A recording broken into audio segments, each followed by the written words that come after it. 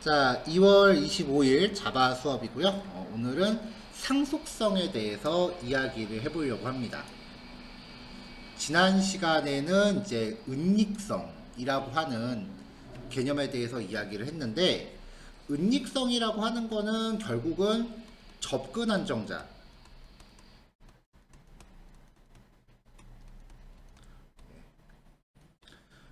코딩 공부하시면서 용어가 한글이나 한자어로 되어 있다라고 하면 용어에 크게 집중하지 마세요.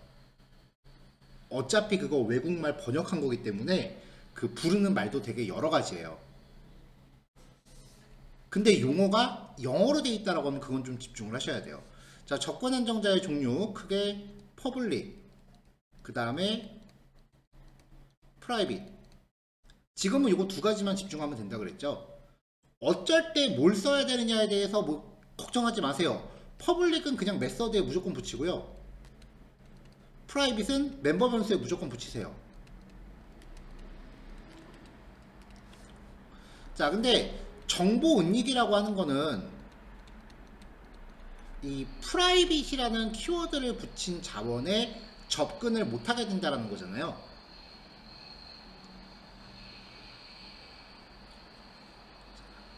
그러면 도대체 쓰지도 않을 멤버 변수를 왜 만드느냐. 그래서 객체는 메서드를 통해서 멤버 변수에 간접적으로 접근할 수 있게끔 구성을 하는데, 이렇게 하면은 메서드 안에서 그 파라미터 전달된 거를 메서드 안에서 검사를 해서 그 멤버 변수에 넣을 수 있다. 그러면 좀 더 안전하게 그 형식에 벗어나지 않는 값을 사용할 수 있다. 그런 스토리로 얘기했던 게 지난주 내용이에요. 기억 좀 나시나요?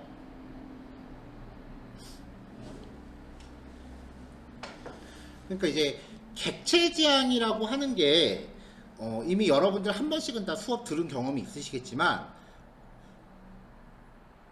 공부하실 때 포커스가 저거를 지금 당장 내가 다 이해해야겠다 라고 하면은 이해가 절대 안 돼요. 계속 생각하세요. 도대체 이런 짓을 왜 하는지.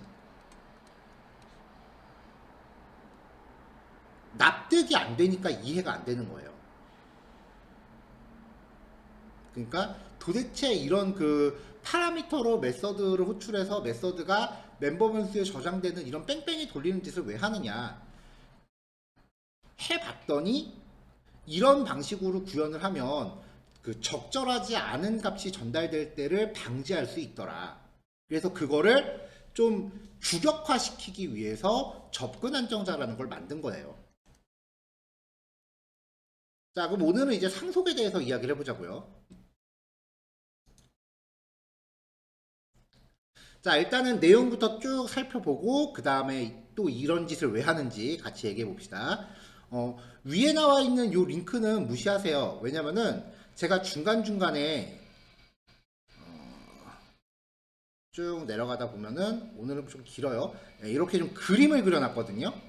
이런 그림, 이런 그림, 이런 거를 파워포인트로 그리느라고 그 그림 원본 파일을 그 여기 문서 원본에다가 등록을 해놨더니 이게 링크로 나오더라고요. 이거 지금 뭐 아마 다운로드도 안 될걸요? 다운로드 되네. 예, 이렇게 원본을 그 그림 원본을 저장해 놓은 거니까 저 링크는 뭐 크게 무시하셔도 돼요.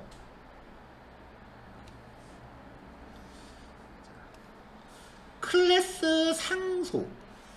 우리는 이걸 상속이라고 표현을 해요. 그쵸? 어느 책을 봐도 클래스 상속이라고 얘기를 해요. 요 의미대로 표현을 하면 클래스 간의 부모 자식 관계를 설정하는 겁니다. 자, 부모 클래스 A가 있고요. 자식 클래스 B가 있다고 쳐요. 부모가 있고 자식이 있어요. 이렇게 하면 상속 관계를 표현할 때는 화살표로 표현을 하는데, 자식이 부모를 가리켜요. 이렇게. 이게 상속 관계를 표현하는 표기법이에요. 이거 화살표, 자식이 부모를 가리킨다. 이거 기억을 하셔야 돼요. 여러분들이 그 실무에 나가시게 되면 코딩할 때 그 막 공부를 끝낸 사람들이 이제 실무에 투입되면은 적응하지 못하는 것 중에 하나가, 지금 여러분들은 코딩을 해야 된다라고 하면은 그냥 바로 이클립스나 비주얼 스튜디오 켜고 백지 상태에서 키보드부터 두들기려고 들어요.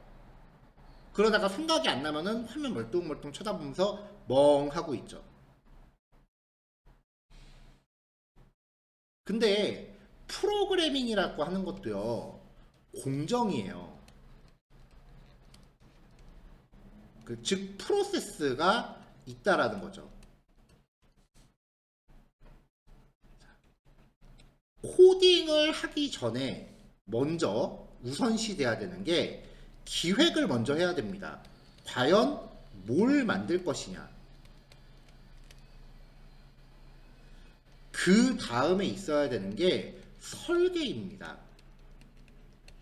어떻게 만들 것이냐. 그 다음이 코딩이에요.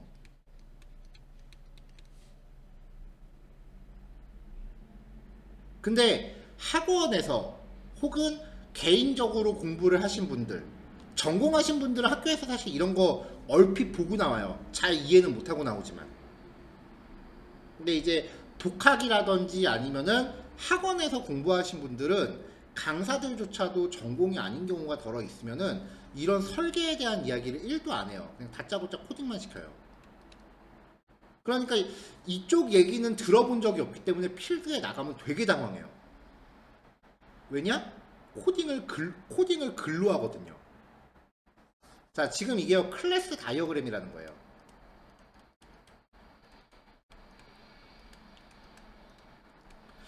여러분들이 구현해야 되는 클래스의 설계도입니다. 이런 것들을 먼저 그려서 다 같이 모여서 회의를 좀 한 다음에 다 같이 동의를 하고 나면은 이대로 구현을 하는 거죠. 여러분들이 한번 곰곰이 생각을 해보세요. 설계 없이 코딩하는 게 맞는지 설계를 하고 코딩하는 게 맞는지. 상식적으로 설계를 한 다음에 만드는 게 맞죠.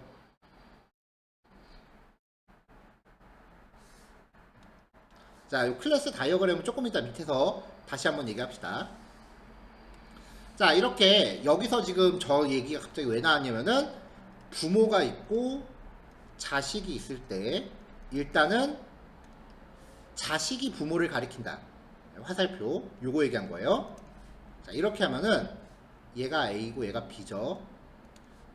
자, 자식 B는 부모 A의 모든 멤버 변수와 메서드를 자기 걸로 상속받아요. 자식한테 소스 코드를 1도 코딩을 안 해도 부모가 갖고 있는 기능을 그대로 상속받아요. 대신에 프라이빗으로 설정된 기능은 상속되지 않습니다. 퍼블릭은 무조건 상속되고요. 프로텍티드는 상속이 돼요.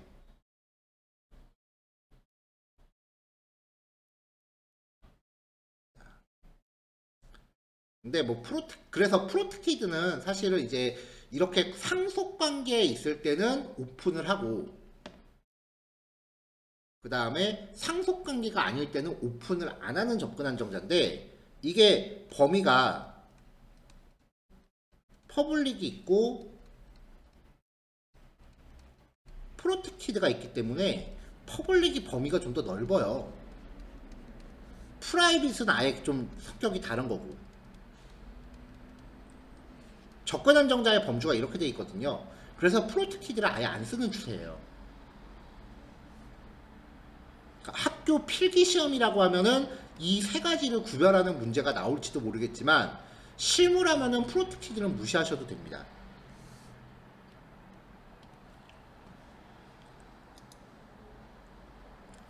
자, 그럼 이제 클래스를 상속받는 방법은요.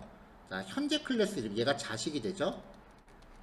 익스텐즈 부모 클래스 이름을 명시하면 부모에 있는 기능이 이렇게 들어와요. 근데 이게 우리나라 말로는 상속이라고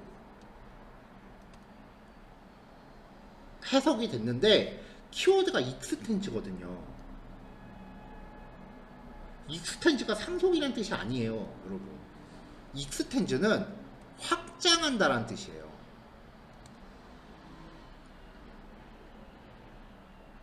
그러니까 이제부터 우리는 이 상속이라고 하는 이 기법을요, 진짜 말 그대로 상속받는다라고 표현하지 말고 확장한다라는 개념을 갖고 접근을 해야 된다라는 거예요. 확장한다.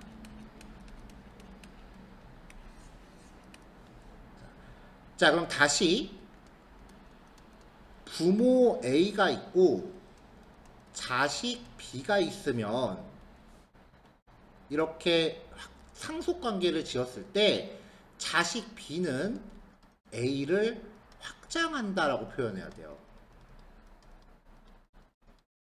세계관 확장하듯이. 자, 요 문장을 계속 염두하고 다음 설명 넘어갑시다. 자, 아직 집중하고 있죠?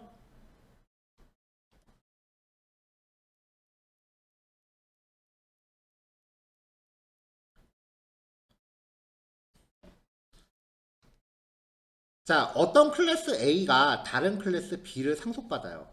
어떤 클래스 A가 다른 클래스 B를 상속받아요. 자, A가 B를 상속받았으니까 B가 부모고 A가 자식이 되죠. 그렇게 한 다음에 A가 자기만의 기능을 추가적으로 구현했다면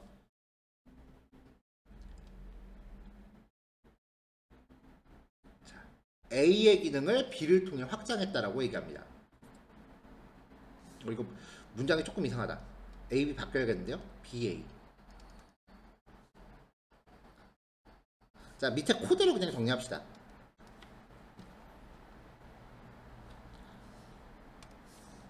자, CALC 패런트라는 클래스가 있어요. 얘가 플러스하고 마이너스 기능을 갖습니다. CALC 패런트. 얘가 플러스라고 하는 메서드와 마이너스라고 하는 메서드가 있어요. 지금 요 상태죠.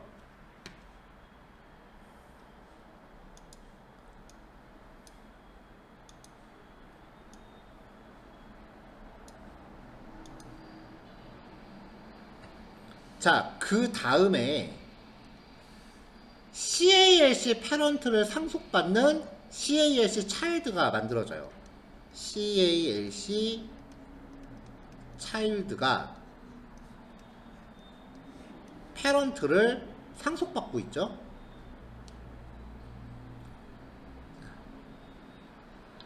그러면서 이 차일드가 곱하기를 의미하는 타임스와 나누기를 의미하는 디바이드라는 두 개의 메서드를 갖고 있어요. 타임스, 그 다음에 디바이드 두 개의 기능을 구현을 했죠. 자, 근데 상속이라고 하는 개념 자체가 부모가 갖고 있는 이 메서드가 자기 것처럼 상속이 되는 거잖아요. 맞나요? 이렇게 부모가 갖고 있는 기능이 자식한테 이렇게 내려지는 거죠. 여기까지 이해됐나요? 그러면 이거를 이제 우리가 다시 얘기해 보자고요. CALC 차일드는 부모가 갖고 있는 플러스와 마이너스 기능에 자기가 스스로 타임스와 디바이드를 덧붙여서 부모의 기능을 확장한 겁니다. 이렇게 얘기할 수 있을까요? 지금 한 얘기가 이해가 되세요? 부모가 갖고 있는 기능을 자식이 그대로 내려받아요. 거기에다가 스스로 메서드 두 개를 추가했어. 그럼 플러스 마이너스의 타임스와 디바이드를 확장한 거죠. 기능을 확장한 거죠, 이게.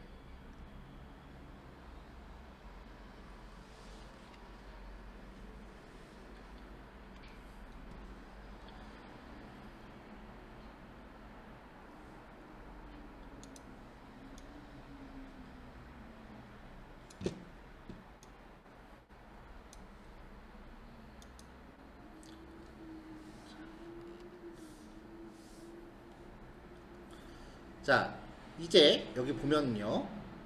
자, new CAlet의 패런트 부모의 객체를 만들었어요. 그럼 부모는 플러스와 마이너스밖에 안 갖고 있으니까 패런트.점 플러스, 패런트.점 마이너스 두 개의 기능밖에 못 씁니다. 자, 그러면 차일드의 객체를 만들어요. 차일드는 부모한테 상속받은 것도 쓸 수 있고 자기가 추가한 기능도 쓸 수 있으니까 총 4개의 기능을 쓸 수 있죠. 그러니까 부모가 갖고 있는 2개의 기능에 스스로의 기능 2개를 덧붙여서 총 4개로 기능을 확장했습니다. 자, 이렇게 말할 수 있을까요?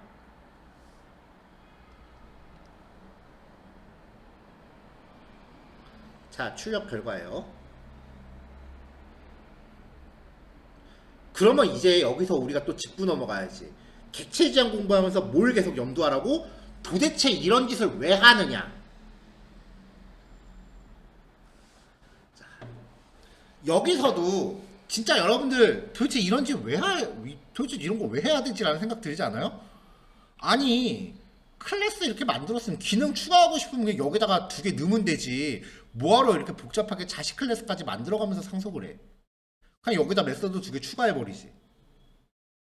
이런 생각 안 드나요? 솔직히 말하면 이거 뻘짓이잖아. 그쵸? 그냥 책에서 하라니까, 학원에서 선생님이 하라니까, 뭐지? 그러면서 그냥 코딩하는 거지. 저도 그랬어요. 자, 여러분들이 혼자 코딩하면 이런 짓 할 필요 없습니다. 안 해도 돼요. 그냥 여러분들이 만든 클래스 그냥 원본 수정하면 돼요. 근데 자바는 항상 협업을 염두해야 된다고 했죠. 2명 이상의 코딩을 같이 하는 거예요. 자, A라는 사람이 있고요. B라는 사람이 있어요. A라는 사람이 기본적인 기능을 만들어서 B한테 제공을 했어요. 개발자 A, 개발자 B. 그러면 B는 A가 받은 소스 코드를 딱 이렇게 전달을 받았는데 이게 너무 기본적인 기능만 있으니까 나한테 필요한 게 좀 부족한 거야. 그래서 이 기능에다가 나한테 필요한 뭔가를 덧붙이고 싶었던 거죠. 그러니까 B가 원하는 거는 기본적 기능 플러스 알파가 필요했던 거예요. 그러면은 A한테 소스 코드 받았으니까 고치면 되잖아요. 근데 A가 B한테 소스 코드를 안 주네. 그럼 어떻게 해요? 자, 자바 소스를 컴파일하면 뭐가 나온다 그랬죠? 자바 C라고 하는 명령어로 컴파일하면은 자바 바이트 코드가 나온다 그랬죠? 일명 클래스라고 하는 파일입니다. 이걸 준 거예요. 왜냐면 이 컴파일된 클래스 파일만 내가 비주얼 스튜디오에 세팅을 하면 여기에 있는 소스 코드를 굳이 안 써도 이 컴파일한 파일을 내가 갖고만 있으면 여기 있는 기능을 내가 객체 만들어서 쓸 수 있거든요.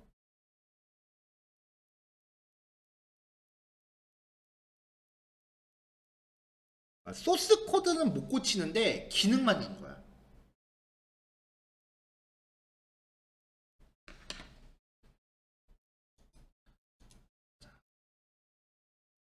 자, 지금부터 그걸 한번 보여드려 볼게요. 상속은 도대체 이런 짓을 왜 해야 되는지만 이해하면은 사실 추상화까지 되게 금방 가요.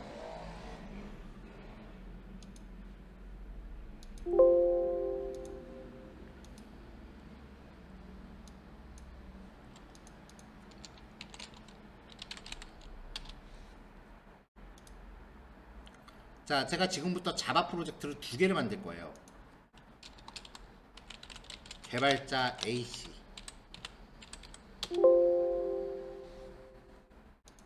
아이고. 자, 개발자 A씨의 프로젝트입니다. 얘는 CALC 패런트라고 하는 클래스를 만들 거고요. 이제 플러스하고 마이너스 기능만 가져가면 되죠.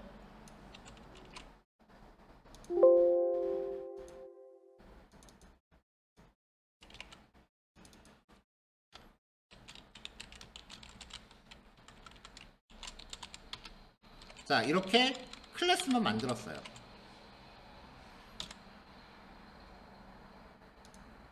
자, 메인은 없지만 일단 얘가 잘 동작하는지 봐야 되니까 메인도 하나 만듭시다. app.java라고 해서 메인 CALC의 패런트 타입의 CP는 new CALC 패런트라고 객체 만들고 system.out.println cp.plus 100, 200 system.out.println cp.minus 50, 25 자, 이렇게 하고 실행을 시켜봐요. 결과 잘 나오는군. 성공이야. 자, 요것만 놓고 문제 없죠?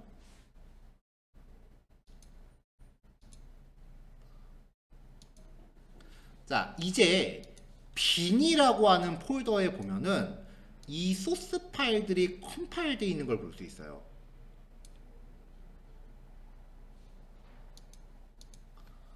자, 이건 개발자 A씨고요.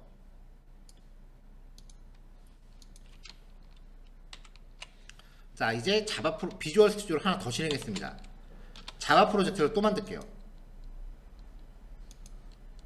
자, 이거는 개발자 B씨입니다. 자, 둘이 이제 조별 과제를 같이 하기로 했어요. 그래서 개발자 A씨가 자기 작업을 한 거야. 그래 놓고 나 작업 다 했어 하고서 그럼 소스 줘. 싫어. 그냥 내가 만든 결과물만 가져가 라고 해서 얘한테 컴파일된 클래스 파일을 줍니다. 그럼 개발자 B씨는 어떻게 하느냐, 컴파일된 파일을 lib라는 폴더에 넣어버려요. 자, 그리고 나서 만들었으니까 한번 써볼까? CALC 패런트 CP는 new CALC 패런트. 자, 이렇게 하면서 약간의 그 세팅이 좀 필요하기는 해요.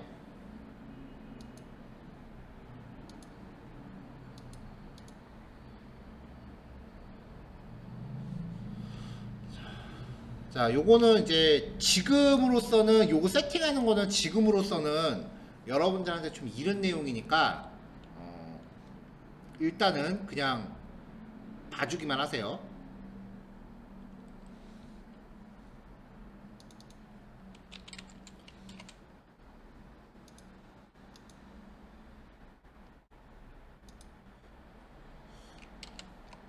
이게 아닌가?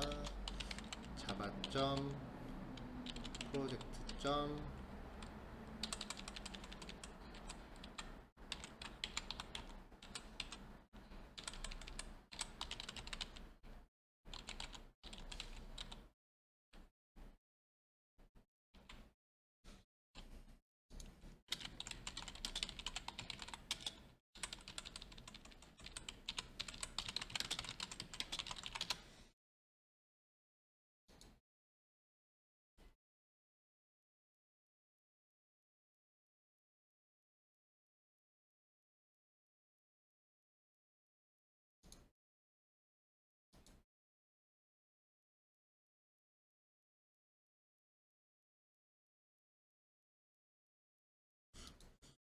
클래스 패스 설정하는 게 있을 텐데.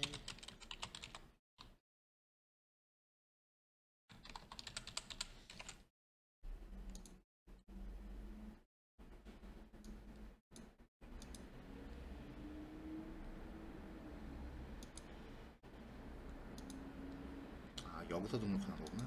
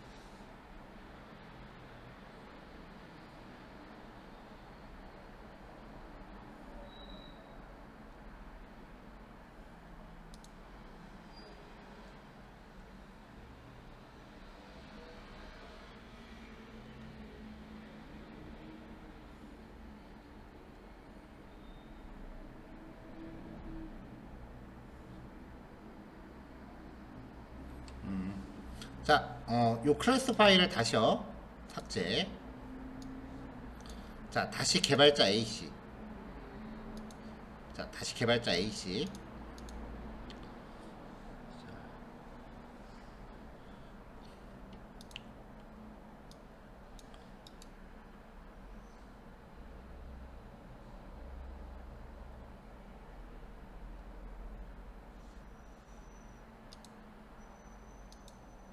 자, 여기 자바 프로젝트라고 하는 곳에서요. 요 화살표 아니면은 명령어에서 자바 익스포트 자르라고 하는 항목을 선택하면은 자, 메인 클래스를 포함시킬 건지 아니면은 메인 클래스 없이 할 건지를 물어봅니다. 메인 클래스는 지금 필요 없죠. 나는 요 계산기 클래스만 주면 되니까 without 메인 클래스를 선택할게요. 자, 그러면 개발자 ac.jar라고 하는 파일이 생기는데 이 파일이 뭐냐면 자바에서 쓰는 압축 파일이에요. 압축 파일이에요. 컴파일된 클래스가 포함되는 압축 파일이에요. 이 압축 파일을 개발자 BC한테 보내요. 얘다 완성. 자르 파일. 그러니까 소스 파일은 없고 컴파일된 클래스만 압축한 거예요. 이거를 lib라는 폴더에다가 때려 박습니다.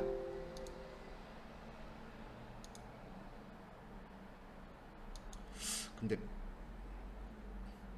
자, 그러면은 지금 여기 에러 없어졌죠. 자, 여기 자바 프로젝트에 보면은 레퍼런시드 라이브러리스라고 해서 이 자르 파일에 있는 기능을 갖다 쓸 수 있게끔 된 거 볼 수 있어요. 그러니까 컴파일된 소스 파일을 압축한 자르라고 하는 파일만 갖고 있으면 그렇게 그 기능 갖다 쓸 수 있는 거죠.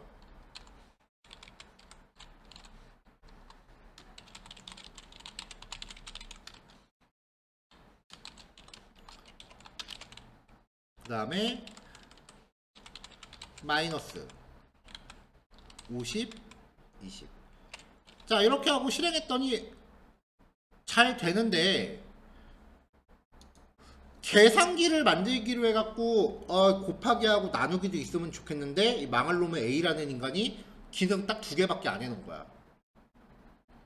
그리고 잠수 탔어. 지는 지할 거 다 했다고. 아, 이거 고쳐야 되는데 하고 딱 열어봤더니 컴파일된 거밖에 없네. 소스도 안 주고 튄 거야. 아, 여기에 기능 더 넣어야 되는데 아이씨, 이렇게 되는 거죠. 그러면 이제 우리는 calc child.java를 만든 다음에 얘로 하여금 extends calc의 패런트를 확장하게 하는 거죠.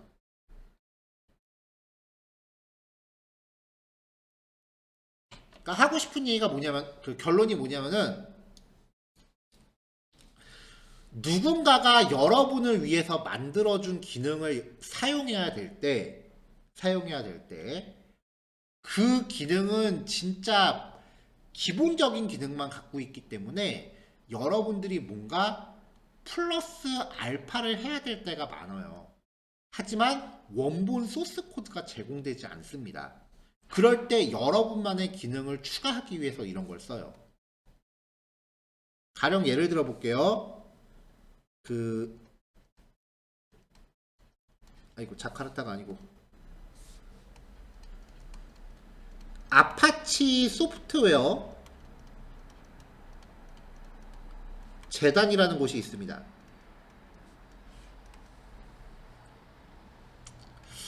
여기에서 여러분들한테 어떤 클래스를 만들어서 제공을 해줘요. 미국에 있는 굉장히 전통 있는 오픈소스 그룹이에요. 이 클래스는 기본적인 초기화 작업만 합니다.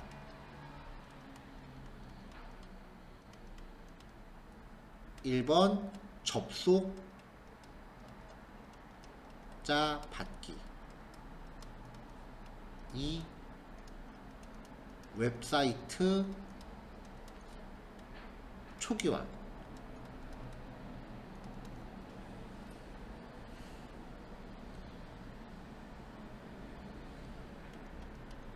등등등.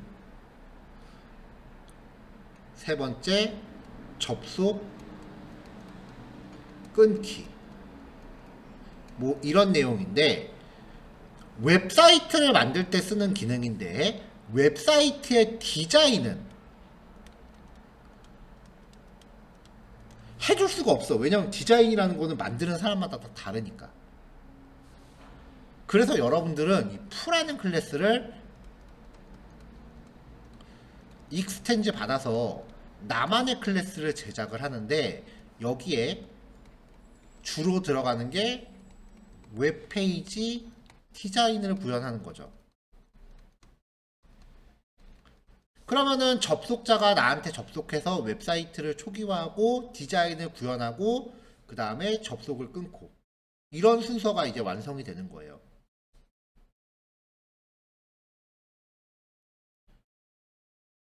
근데 이 아파치 소프트웨어 재단이라고 하는 곳은 여러분들한테 소스 코드는 주지 않아요. 이런 식으로 컴파일된 파일만 줍니다. 그렇기 때문에 여러분들은, 왜냐면 개발자가 백지 상태에서 다 작업하면 일이 너무 많거든요. 그러니까 보편적인 가장 기본적인 작업들은 누군가가 표준화 시켜 놓은 거예요. 그걸 받아서 나한테 필요한 것만 덧대는 거죠. 이게 상속이에요. 지금 요 얘기 이해되세요? 이거 이해되시면 스프링 들어가셔도 돼요. 지금 이게 스프링 구조예요. 공부 다 했네. 이제 스프링 배우면 되겠네.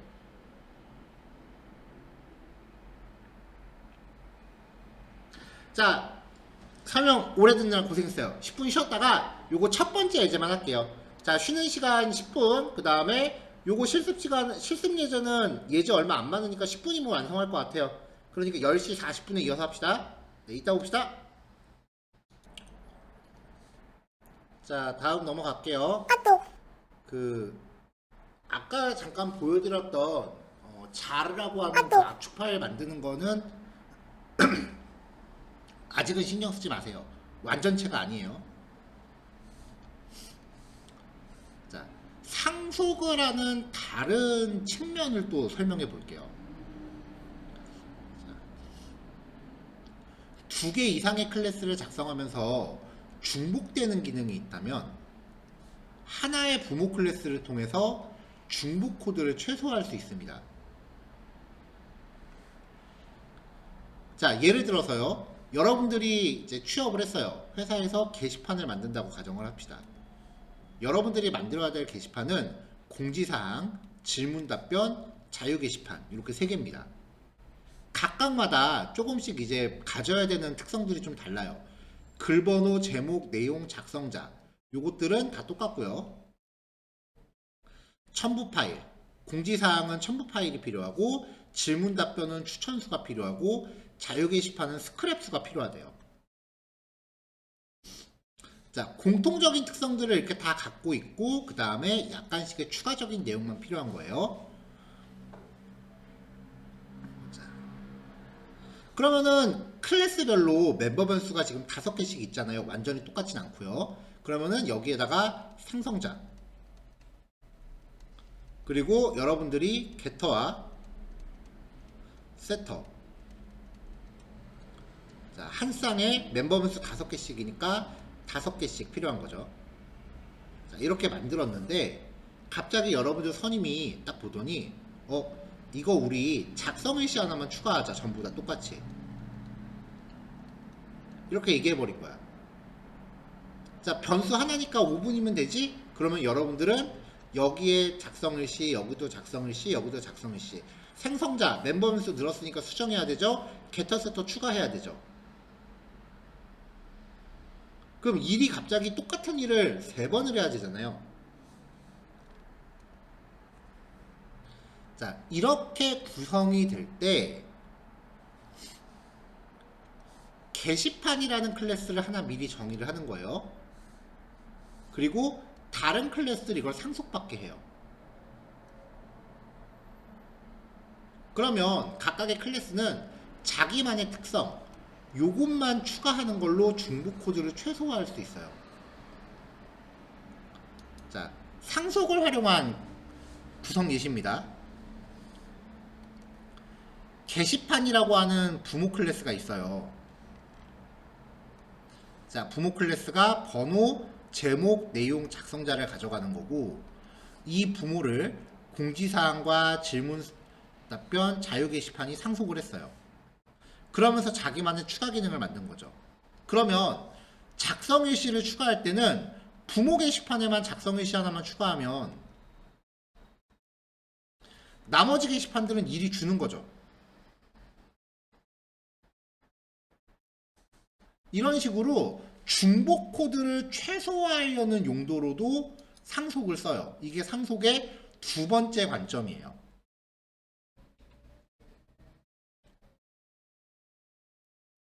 자, 이 규격에 맞게 클래스를 만들어 볼게요. 자, 먼저 게시판을 의미하는 보드라고 하는 클래스를 만들게요. 글번호, 제목, 내용, 작성자. 자, 예제의 그 길이를 최소화하기 위해서 일단 생성자는 뺐습니다. 그냥 게터 세터만 추가를 했어요. 그 상태에서 이제 노티스 보드, 공지사항을 만들어요. 게시판을 상속해서. 그러면은 얘는 첨부 파일만 추가하는 것만으로 부모가 갖고 있는 기능을 다 내려받는 거죠. 코딩 안 해도 돼요. 또 Q&A, 질문 답변 게시판도 부모 클래스를 상속받으면서 추천수만 추가해주면은 부모 거를 그대로 내려받으니까 코딩 안 해도 되죠. 자유 게시판도 이렇게 하면 되고요. 자, 이제 메인 클래스에서 쭈루루룩 테스트를 해봤어요. 객체 만들어서 한 번씩 이렇게 데이터를 넣어본 거죠. 별도로 출력한 건 아니기 때문에 얘네들은 특별히 출력 결과는 지금 없는 상태예요. 자, 이런 구조를 도식화해서 시스템의 특정 모듈이나 일부 혹은 전체 구조를 나타내는 설계도를 클래스 다이어그램이라고 해요. 아까 보여드렸던 그림이에요. 이런 식으로 됩니다. 그냥 클래스들의 상속관계만 표현하려면은 클래스 간에 이렇게 자동차, SUV, 세단, 자동차라고 하는 기본 특성을 갖는 클래스가 있고요. 이거를 상속받는 SUV와 세단이라는 클래스가 있는 거예요. 좀 더 상세하게 나타낼 때는 이렇게 표처럼 그려서요. 클래스 이름,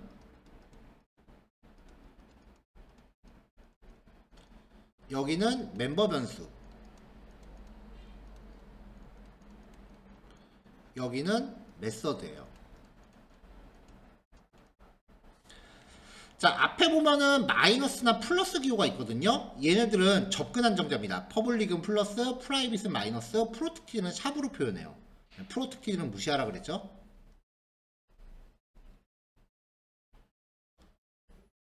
자, 접근 한정자 기호, 변수 이름, 그 다음에 데이터 타입.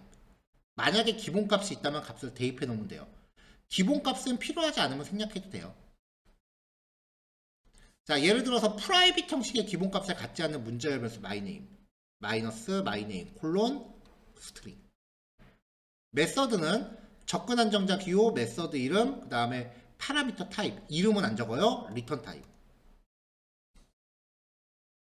자, 파라미터하고 리턴 타입은 변수 이름 없이 데이터 타입만 명시합니다.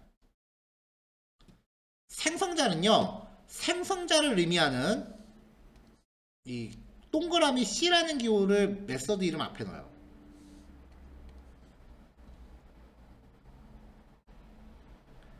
아니면은 메서드 이름 위에 컨스트럭처라고 적어요.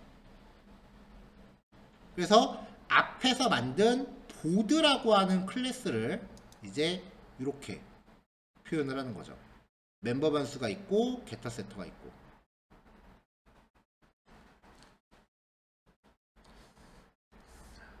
자, 상속을 이야기할 때 그 클래스가 두 개가 있을 때 상속이 되면은 is A 관계라고 객체지향에서 설명을 합니다.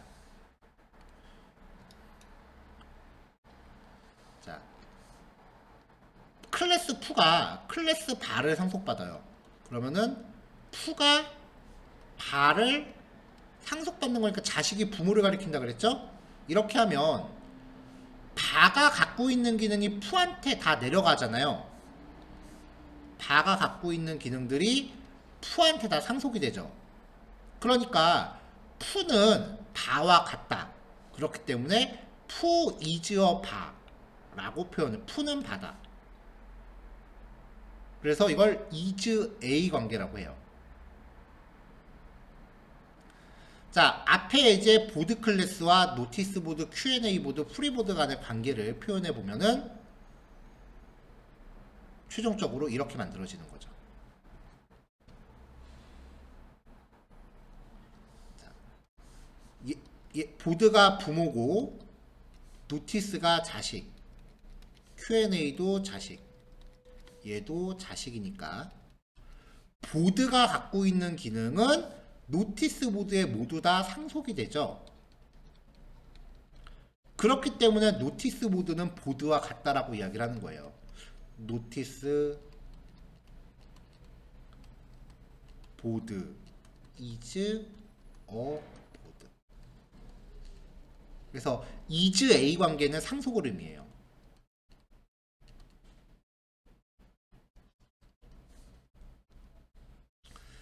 자, 여기까지가 이제 상속에 대한 얘기입니다.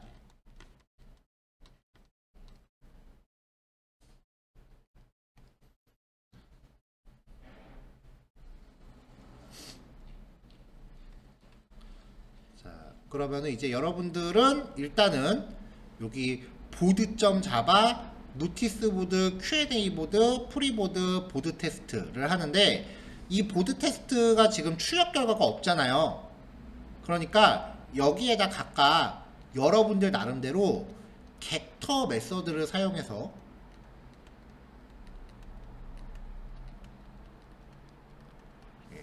요 세팅한 내용들을 출력 결과까지 만들어서 예제를 완성해 보세요.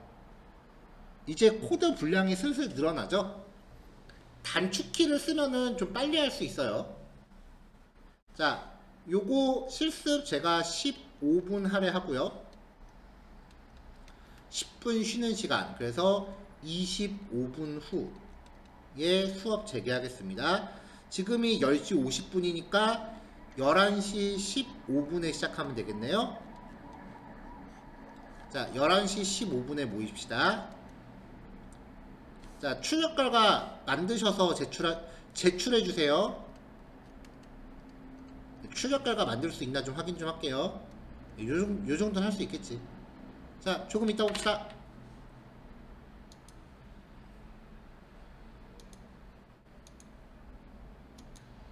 자, 넘어갑시다.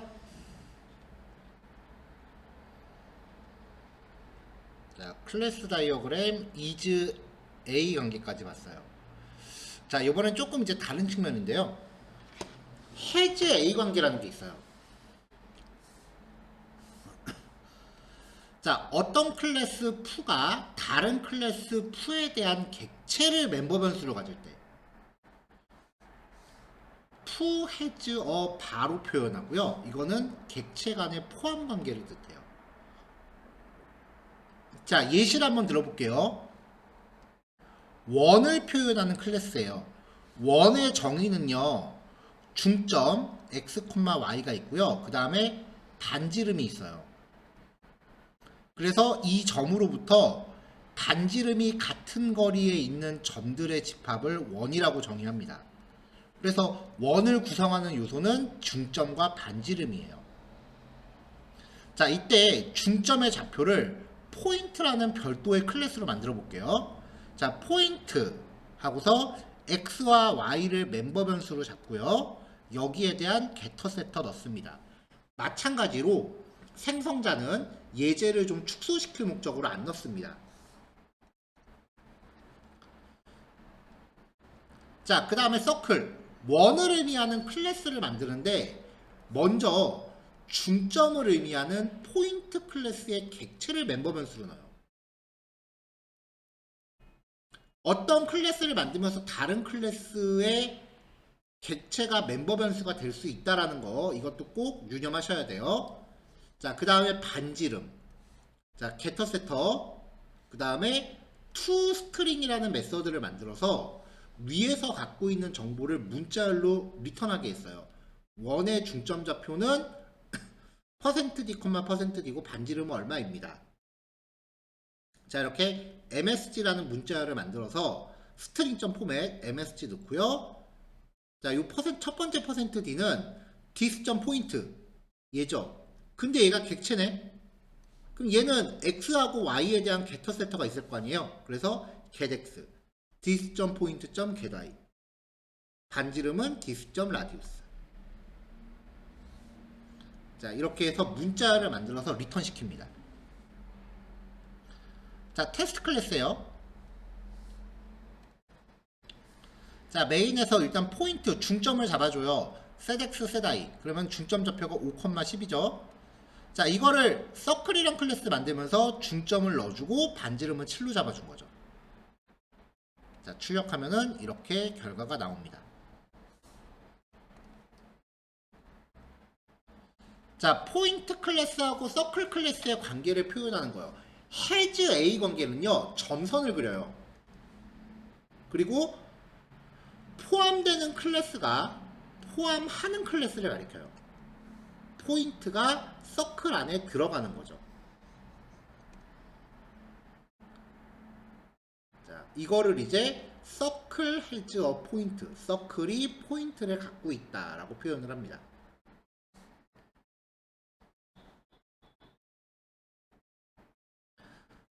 이렇게 클래스 다이어그램을 그리는 과정에 대해서 살펴봤는데요. 여러분들이 나중에 프로젝트를 작업하게 되면 자, 예전에 그 저랑 스프링 공부 같이 하셨던 분들이 그 제출했던 포트폴리오 한번 보여드릴게요.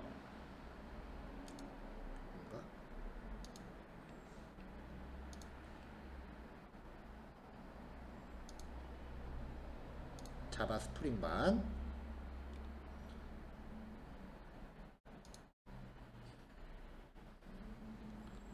자, 뭐 이렇게 이제 프로젝트를 진행했던 건데 뭐 목표 뭐 이런 식으로 쭉 이제 자기네 팀원들 넣고 이건 이제 깃허브라고 하는 시스템. 깃허브라고 하는 거를 여러분들이 그 납반에서 배우셨는지 모르겠는데 요거는 이제 팀 프로젝트 할 때쯤에 깃허브라고 하는 시스템을 이야기할 거예요. 개발자가 깃허브에 대한 아이디랑 비밀번호가 없으면 개발자 자격이 없다라고 얘기할 정도로 개발자들 입장에서는 네이버보다 더 중요한 사이트예요. 거기에 이제 서로 기여도가 이렇게 집계가 되고요. 뭐 기획 의도, 뭐 이용자, 개발 환경 뭐 이런 기술을 써서 만들었다라고 하는 거고 각자 이런 식으로 이제 역할 분담을 해서 작업에 참여를 했다.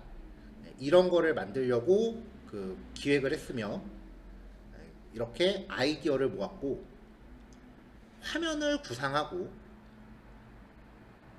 화면 구상에 이제 이렇게 문서화 시키고 실제 화면은 이런 식으로 구현했다. 이건 뭐 데이터베이스 설계, 이것도 데이터베이스 설계고, 화면에는 이런 주요 기능이 있었으며 이제 이렇게 구현을 했다. 화면과 주요 소스 코드, 이런 식으로 이제 쭉 문서를 만들어요. 이건 이제 HTML 자바스크립트 쪽이고, 자 이제 자바 스프링 쪽에는 이러한 주요 기능이 있고, 이거를 위해서 이렇게 설계를 했다. 그럼 이 설계된 대로 이제 설계에 대한 다이어그램들이 이렇게 그려지는 거죠. 이제 이 설계한 대로 이제 뭘 이렇게 많아 얘네. 소스 코드가 이렇게 만들어지기 시작한다. 뭐 이런 거에 대해서 이제 쭉 전개를 하는 거죠.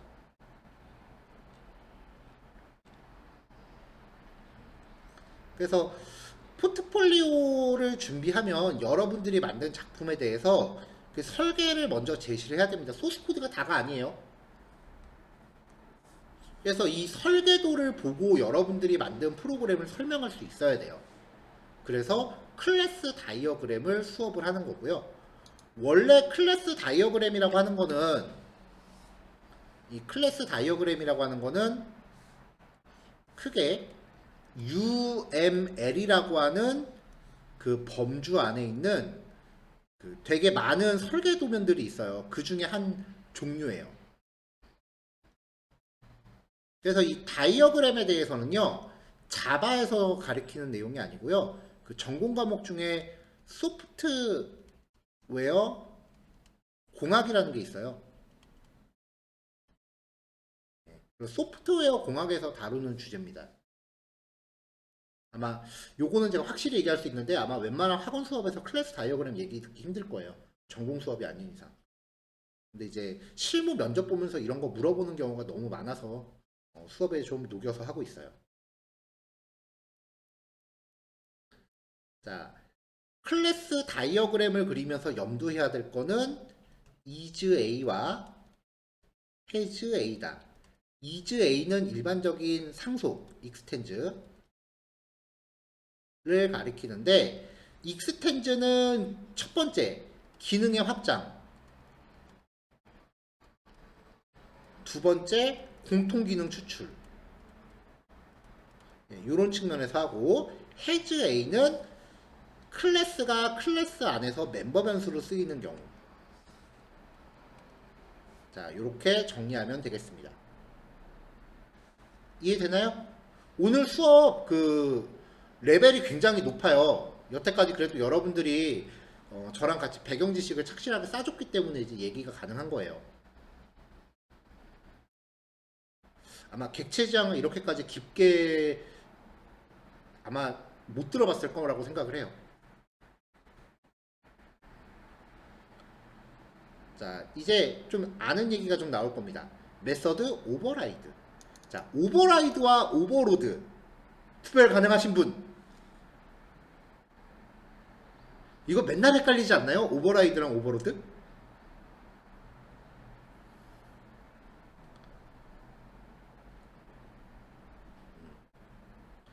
이게 전부 오버라이드, 오버로드 둘 다 우리말로 풀면 재정이에요.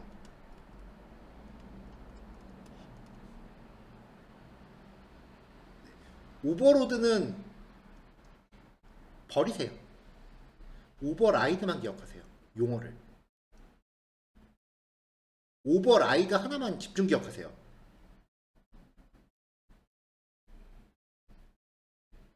왜냐면 오버라이드라고 하는 단어는 여러분들이 코딩하면서 실제로 타이핑을 해야 돼요. 오버라이드는. 근데 오버로드는 코딩하면서 타이핑할 일이 없으니까 그냥 대충 의미만 이해하고 재정이라고 얘기해도 돼요. 근데 오버라이드는 확실히 구별해줘야 돼요. 왜냐면 내가 코딩을 오버라이드라고 직접 타이핑을 해야 되기 때문에.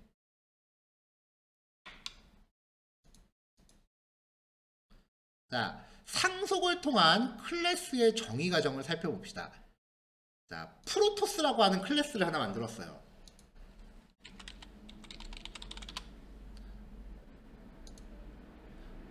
자, 얘네들이에요. 얘네들이 프로토스예요.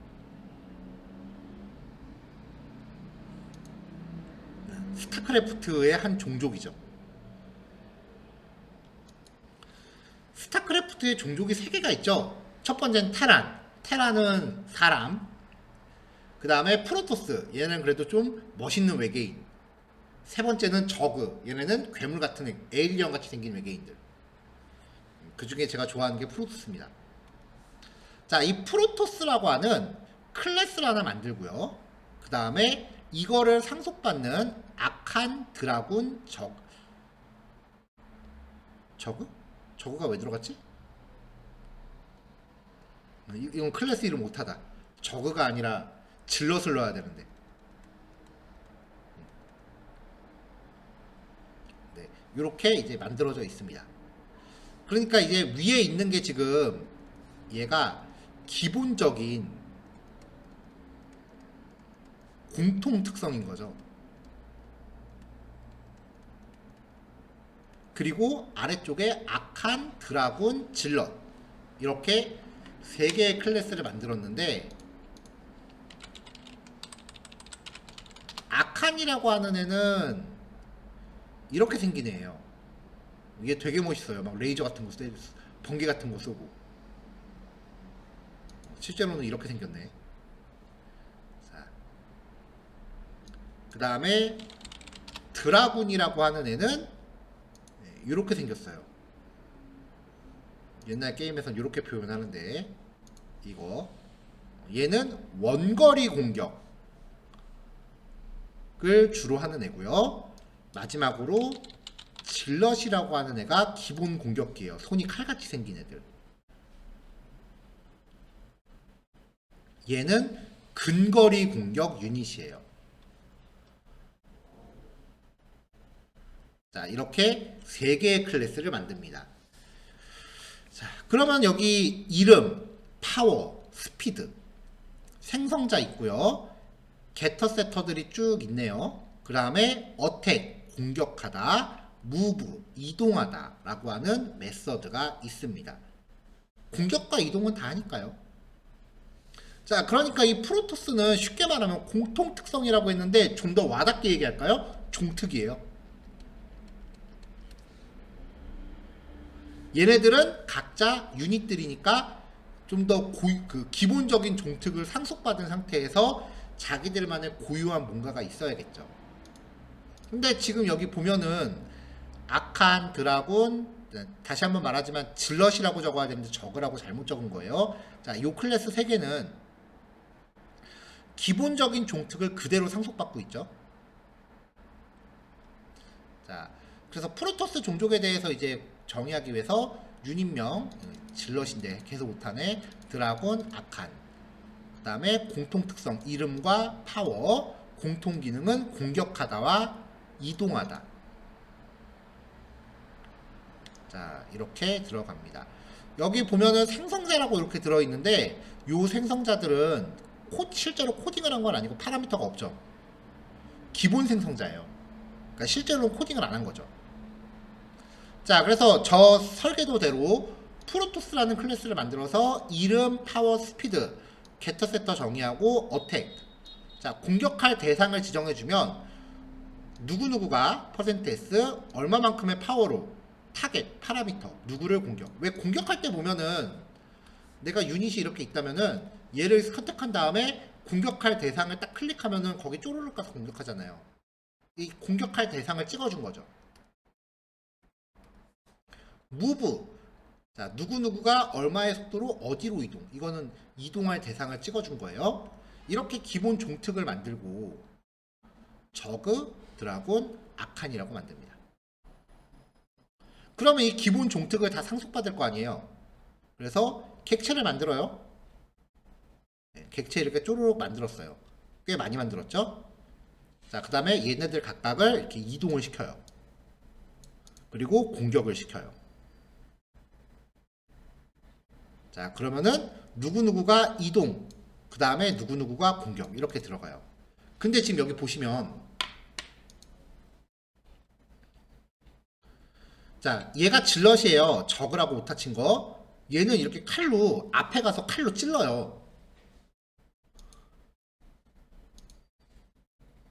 얘는 드라군이라고 하는 애는요, 약간 동글동글한 레이저 이렇게 공격을 해요. 동글동글하게 생긴 걸 발사해서 공격을 해요. 원거리 공격.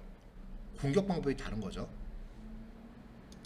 그 다음에 아까 말했던 아칸이라고 하는 애는 앞에 가서 이렇게 번개 같은 거를 쏘면서 공격을 해요. 그러니까 전부 공격이라고 하는 특성들은 있는데 기능이 다른 거죠. 공격 방법이 다른 거죠. 그래서 지금 여기는 전부 다 공격이라고 똑같이 공격하잖아요. 이렇게 구현하면 안 된다는 거지. 자, 저그, 드라곤, 아칸, 이게 질럿 세 개의 클래스가 모두 똑같이 동작하면 게임이 구성될 수 없잖아요. 그래서 각각의 클래스마다 서로 다른 방법으로 공격과 이동을 수행하게 해보려고 합니다.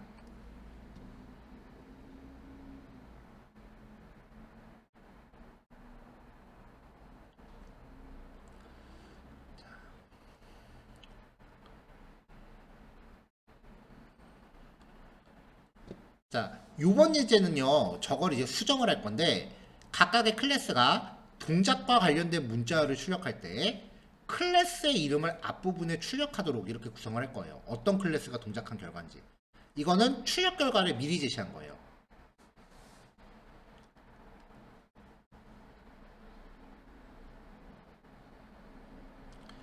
자, 여기 보면은 공격 방법을 다르게 구성한다라고 하는데, 뭐 딱히 지금 문자열로 출력해서는 티가 안 나니까 앞에다가 이렇게 클래스 이름을 출력하게끔 해서 이걸로 각각의 차이점을 둔 겁니다.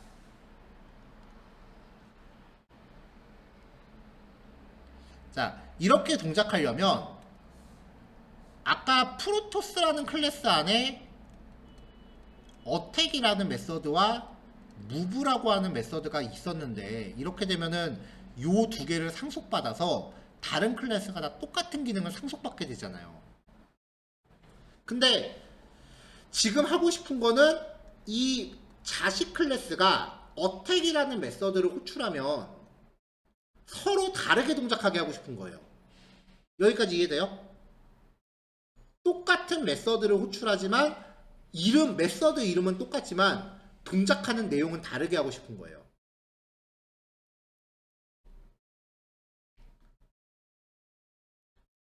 그래서 부모가 갖고 있던 어택과 무브라는 메서드를 자식한테 이렇게 옮겼습니다.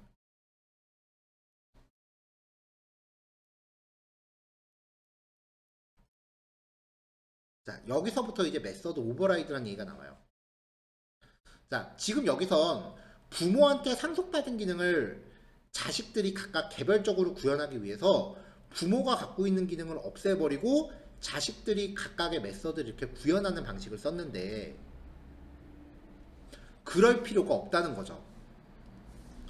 부모한테 상속받는 메서드의 기능을 변경하고자 할 때 부모 클래스인 프로토스에 정의된 어택 메서드와 무브 메서드를 삭제할 필요가 없습니다. 자식 클래스가 부모 메서드와 똑같은 이름의 메서드를 만들면 부모가 갖고 있는 메서드는 자식 메서드에 의해 가려져서 호출되지 않습니다. 이걸 메서드 오버라이드라고 해요. 자, 다시 위로 가면 처음에 프로토스라는 클래스가 어택과 무브를 갖고 있었는데, 이렇게 하다 보니까 이걸 상속받는 자식 클래스들이 다 똑같이 동작하는 거야. 그래서 각각 개별적으로 동작하게 하려고 부모한테서 이걸 지워버리고 자식 클래스들한테 각각 어택과 무브를 넣어줬어요. 그럼 얘네가 각자 구현할 수 있으니까. 근데 부모가 갖고 있는 기능을 제거할 필요가 없다라는 얘기예요. 그래서 부모가 갖고 있는 어택과 무브라는 메서드를 자식들이 똑같이 메서드를 정의하면 안에 내용은 다를 거예요. 그러면 부모가 갖고 있는 기능이 가려진다는 거죠. 그래서 기존의 프로토스점 자바와 스타크래프트 자바는 수정하지 않고 각각 클래스에 어택이라는 메서드 추가, 여기 이름 추가했죠? 무브라는 메서드 추가, 드라군도 어택과 무브 추가, 아칸도 어택과 무브를 추가해서 결과를 확인해 보면 맨 위에 봤었던 요런 결과가 나온다라는 겁니다. 즉 부모가 갖고 있는 메서드를 자식이 고치고 싶어. 그럼 부모 거를 지울 필요가 없고 그냥 자식이 똑같은 메서드 하나 만들어 버리면 돼요. 그러면 부모가 갖고 있는 기능은 그 자식한테 가려진다라는 겁니다. 이게 메서드 오버라이드입니다. 여기까지 이해할 수 있어요. 아마 여기까지 내용은 여러분들이 그 낮에 수업에서 들었던 거랑 거의 비슷할 겁니다. 약간 차이점이라고 한다면은 이해를 돕기 위해서 게임을 들먹였다는 거예요. 왜냐면 저 게임은 웬만해선 다 아니까.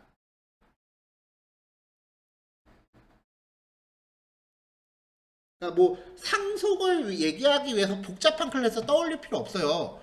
그냥 게임 하나만 떠올리세요. 그러면 이해가 좀 더 잘 되지 않을까 싶어요. 자, 여기까지. 네. 여기 14, 15페이지에 있는 부분까지 실습하시면 되겠습니다. 시간 조금 길게 줘볼까요? 12시, 이거는 그래도 양이 좀 많으니까 12시 20분까지 실습하시고 12시 반에 봅시다. 이제 나머지 교시의 내용 정리하면은 끝날 것 같아요. 자, 12시 반까지 괜찮을까요? 너무 긴가?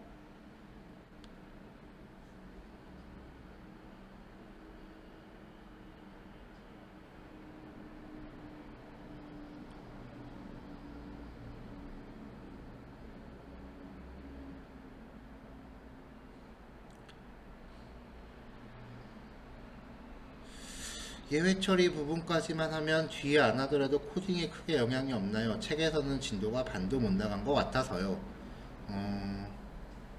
별 상관없을 텐데요?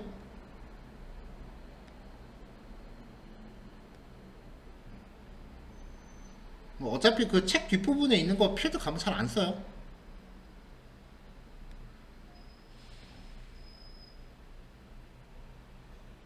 그리고 전에도 얘기했지만 시간 내에 진도를 다 나가려고 빨리빨리 나가면은 오히려 앞에 거를 되게 두리뭉실하게 얘기하게 돼요. 그러니까 같은 시간 안에 그냥 무조건 빨리 많이 하는 게 중요한 건지 아니면은 기초를 탄탄하게 확실하게 짚고 넘어가는 게 중요한 건지의 선택 문제인데 저는 앞부분 기초를 잘 닦는 게 스프링에 적응이 더 쉽다고 봐요.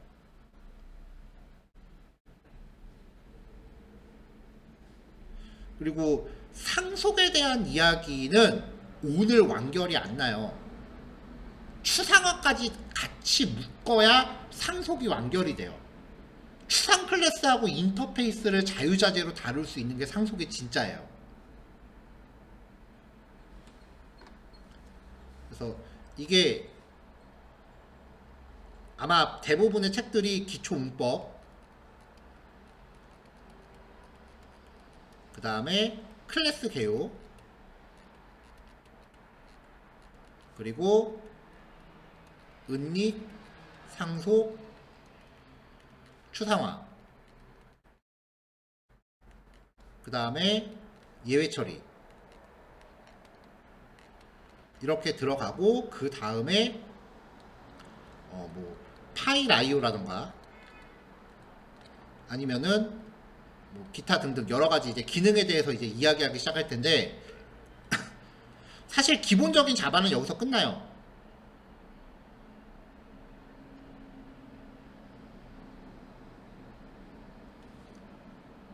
근데 여기 앞부분을 빨리 진행하고서 그냥 당장 눈에 보이는 기능에 대해서만 얘기하면은 스프링 가서 적응을 못해요.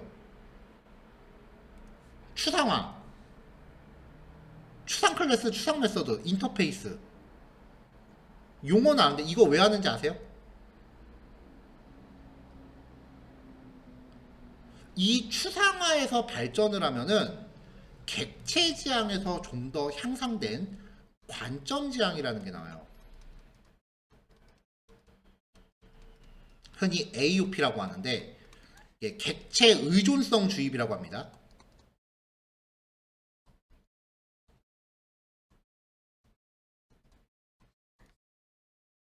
이걸 모르면 스프링이 스타트가 안 돼요. 근데 기본 책들은 다 2루트로 가니까 스프링 가면 나중에 되게 다 고생해요. 근데 지금 여기까지 저는 여기까지 결론을 내주려고 지금 상속에 대해서 다이어그램이라든지 이즈A, 해지A 이런 것까지 들먹여가면서 지금 이론을 되게 탄탄하게 만드는 중이에요. 어차피 최종 목적지만 생각하세요. 스프링을 공부하는 게 목표이기 때문에 일반적인 자바가 아니라 스프링에 맞춰서 얘기하고 있는 거예요. 그렇게 생각하시면 될 것 같아요.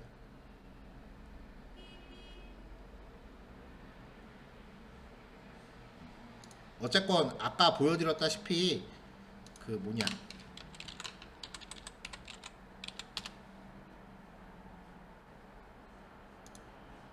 아이고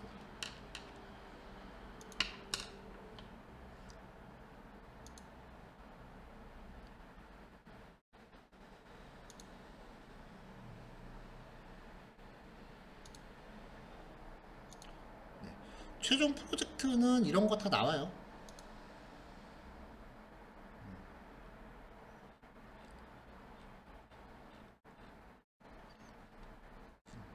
이거 만들어서 제출하신 분들은 그래도 취업 다 성공했어요. 어디 가서 일 못한다는 소리는 안 들으니까 걱정하지 마세요.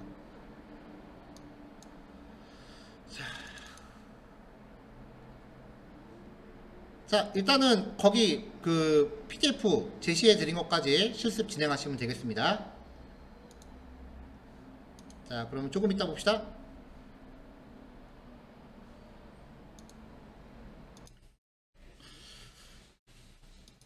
자, 시작합시다.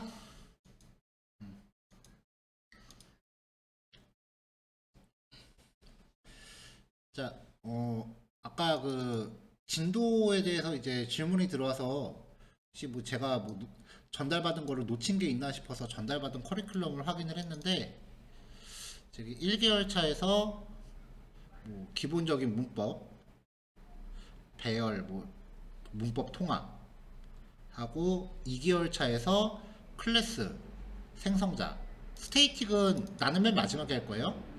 패키지, 접근 제어자, 패키지도 맨 마지막에 할 거고, 은닉화, 캡슐화, 은닉화랑 캡슐화가 그 게터 세터 그 얘기고, 상속, 추상화, 그 다음에 다형성, 요거 지금 여기 지금 하고 있고, 이쪽 부분은 내일 진행할 거고,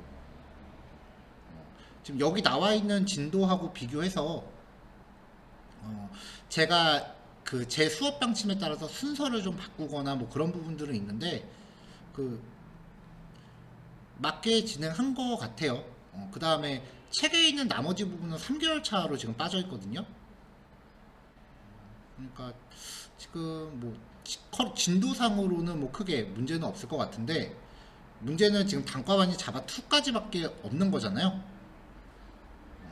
그나마 조금 이제 안심을 시켜드릴 용도로 이야기를 해보면은 여기부터 얘기하면 여기 있는 요 내용을 다 쓰진 않아요.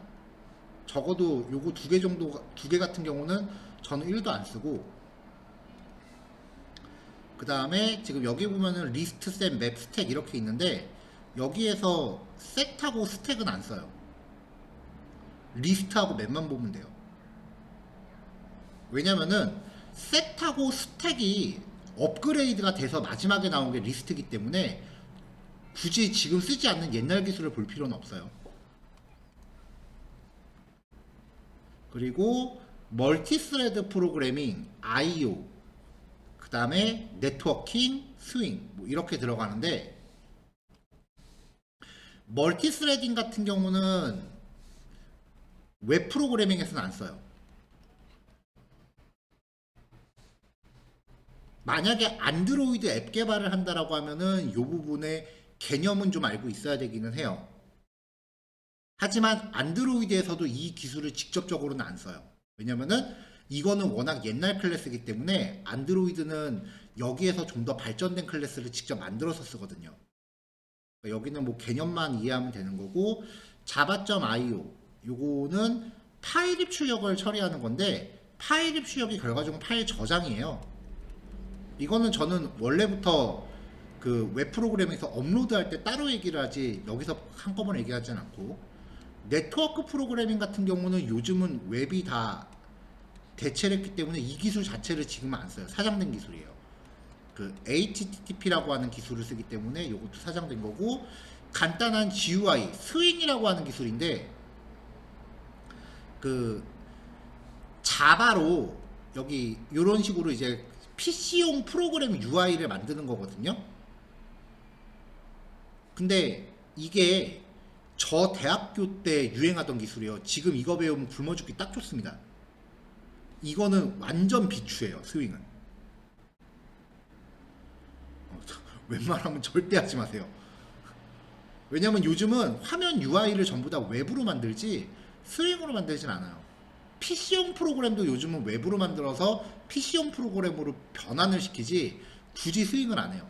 그래서 GUI 같은 경우는 자바로는 절대 안 해요. 자바스크립트로 하지.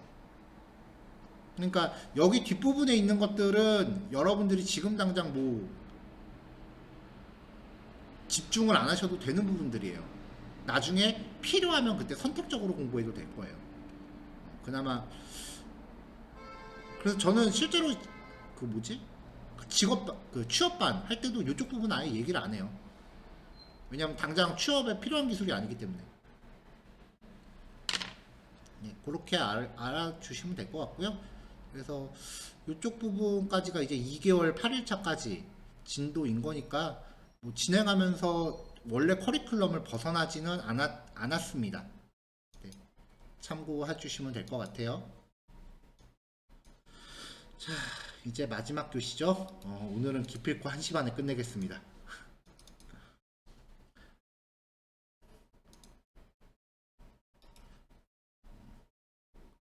그래서 혹시 몰라서 책도 한번 검토를 해봤는데, 일단은 뭐 진행된 진도는 네, 원래 정해진 걸 벗어나지는 않았어요.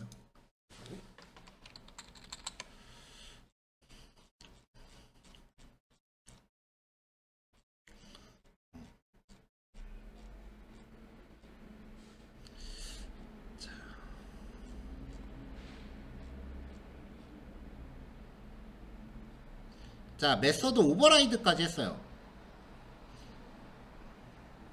자, 오버라이드 개념에 대해서도 이제 이야기를 했을 거고, 근데 이 오버라이드라는 것도요, 완결편은 추상화를 공부해야 완결이 나요. 아직 오버라이드에 대해서 우리가 완결을 지은 게 아니에요. 일단 그렇게 알아두세요. 자, 그래서 클래스 상속을 어떻게 활용하느냐. 일단 기능을 확장할 경우, 아까 봤었죠? 어떤 클래스 A가 있을 때 이 클래스의 기능을 확장하고자 한다면 이걸 상속받는 새로운 클래스 B를 만들고 B에 확장하고자 하는 메서드를 추가로 정의한다. 어떤 클래스 A가 있을 때 B가 얘를 상속받고, 그러면 A에 있는 기능이 그대로 다 상속이 되니까 여기에 플러스 알파를 코딩한다라는 거죠. 자, 그 다음에 또 기능을 변경하고자 하는 경우, 어떤 클래스 A가 있는데 여기에 메서드가 있어요. 근데 이 메서드가 마음에 안 드는 거야. 그러면 이걸 상속받는 새로운 클래스 B를 만들고 이 마음에 안 드는 메서드들을 내가 오버라이드를 하는 거죠. 그러면 부모한테 있는 기능이 가려지고 내가 만든 기능이 동작하게 되는 거죠. 그래서 기능의 확장과 변경,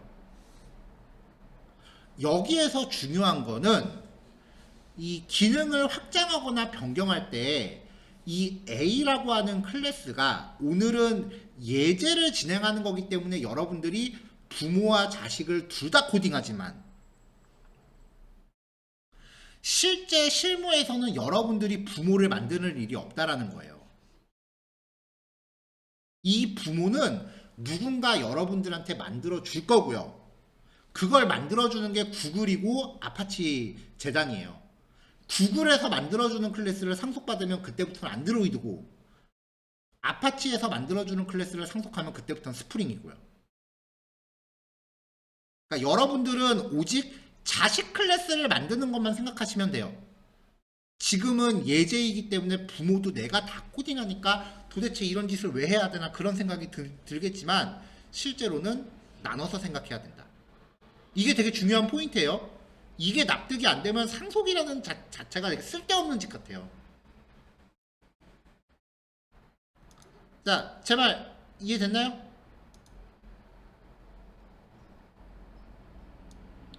아, 혜리님 뭐냐 줌에다 올린 거를 제가 지금 봤네요. 예, 마지막 게임 실습은 수정한 걸로 하시면 됩니다. 제가 쉬는 시간에는 주로 톡방만 보고 있어서. 자, 이제 마지막으로 공통 부분에 대한 코드를 간결화할 경우, 여러 개의 클래스가 공통된 기능을 갖고 있다면 이걸 별도의 클래스에 구현하고 상속을 통해서 중복 코드를 최소화할 수 있다. 이거는 그래도 여러분들이 직접 구사할 만하죠.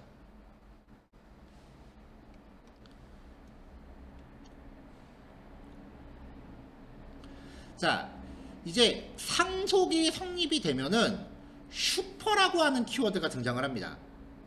자식 클래스만 쓸 수 있고요. 자식이 부모를 가리키는 예하거예요. 자, 멤버 변수 이름 앞에 명시하는 경우는요, 부모 클래스의 멤버 변수를 의미해요. 근데 부모 클래스의 멤버 변수는 모두 상속되어 있습니다. 혹은 프라이빗으로 은닉되어 있습니다. 그러니까 어차피 상속 관계에서 디스를 사용해서 접근할 수 없다면 슈퍼를 써도 접근 안 돼요. 멤버 변수는. 그러니까 멤버 변수의 슈퍼는 잘 사용하지 않습니다. 그냥 무조건 안 쓴다고 보셔도 돼요. 근데 메서드에선 좀 달라요. 자, 오버로드 되지 않은 부모 클래스의 메서드 이름 앞에 명시를 해요. 오버로드 되지 않은 메서드예요. 이거는 디스랑 똑같아요. 자, 클래스 헬로가 있고 클래스 코리안이 있어요. 헬로를 상속받았습니다. 여기에 say hello라는 메서드를 넣어요. 이건 기능의 확장이죠. 부모가 갖고 있는 기능 이외에 새로운 메서드를 만들었으니까 기능의 확장입니다. 자, 여기서 얘를 슈퍼.say라고 하면 부모가 갖고 있는 메서드를 호출하는 게 돼요. 근데 여기서는 이미 부모가 갖고 있는 기능은 나한테 다 상속이 되기 때문에 dis.say라고 해도 결과가 똑같아요. 밑에 보면 dis.say. 그러니까 지금 여기서는 결국 이걸 두 번 호출하는 꼴이 되죠. 그래서 k.sayhello라고 메인에서 호출하면은 요 메시지가 한 번, 두 번 호출될 겁니다. 그러니까 오버로드 되지 않은 부모 클래스의 메서드를 호출할 때는 슈퍼와 디스가 똑같다.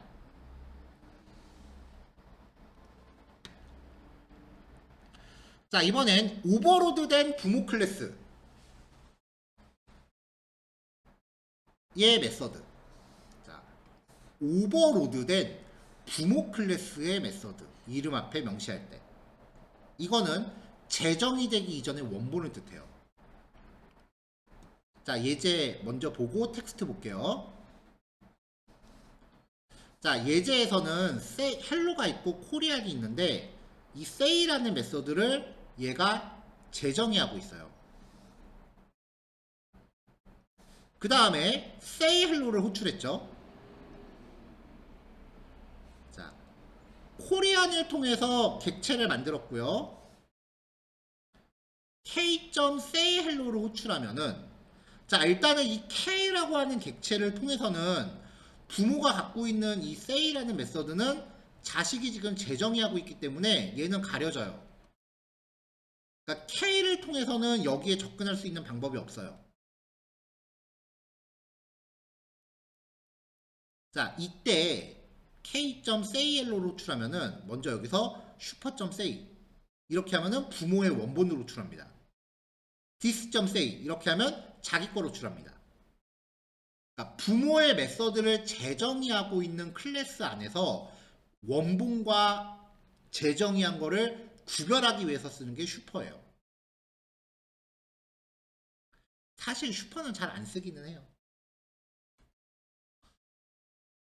자, 그래서 슈퍼의 의미에 대해서 이야기하면 되고요.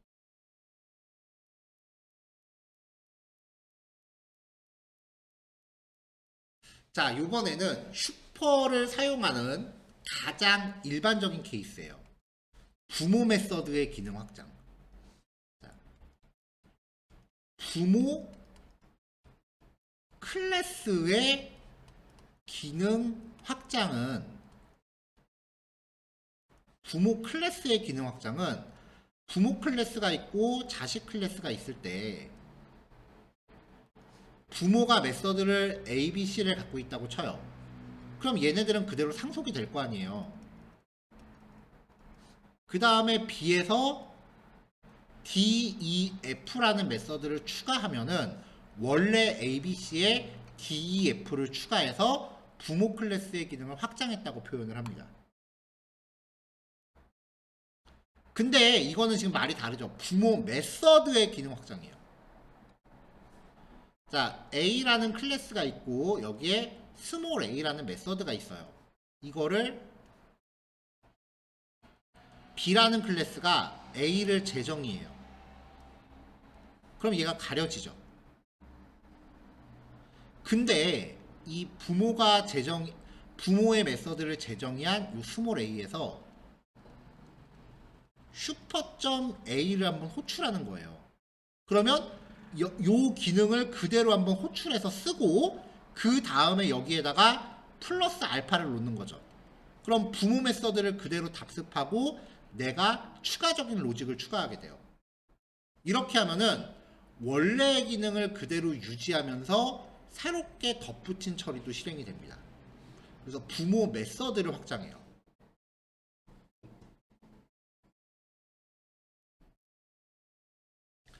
자, 여기 보면